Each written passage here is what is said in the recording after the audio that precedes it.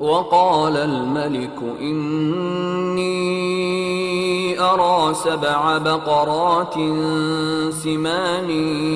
يأكلهن 7 عجاف و7 سنبلات خضر وأخر يابسات يا أيها الملأ أفتوني في رؤياي إن كنتم للرؤيا تعبرون قالوا أضغاث أحلام وما نحن بتأويل الأحلام بعالمين وقال الذي نجا منهما وادكر بعد أمة أنا أنبئكم بتأويله فأرسلون يوسف أيها الصديق أفتنا في 7 بقرات سمان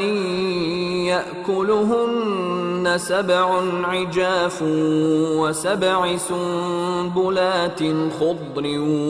وأخر يابسات لعلي أرجع إلى الناس لعلهم يعلمون قال تزرعون 7 سنين دأبا فما حصدتم فذروه في سنبله إلا قليلا مما تأكلون ثم يأتي من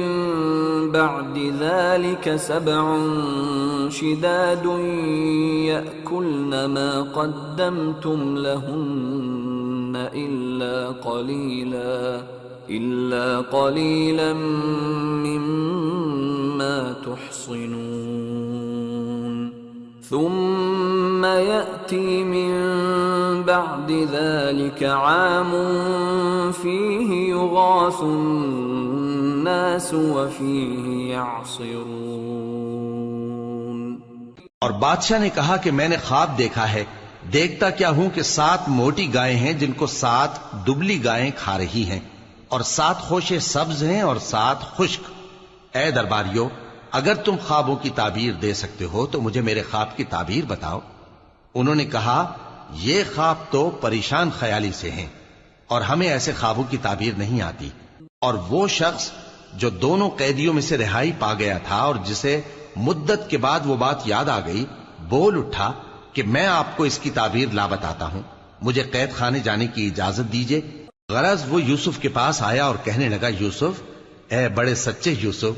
ہمیں اس خواب کی تعبیر بتائیے کہ 7 موٹی گایوں کو 7 دبلی گائیں کھا رہی ہیں، اور 7 خوشے سبز ہیں اور 7 سوکھے،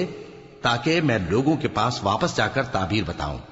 عجب نہیں کہ وہ تمہاری قدر جانے۔ انہوں نے کہا کہ تم لوگ 7 سال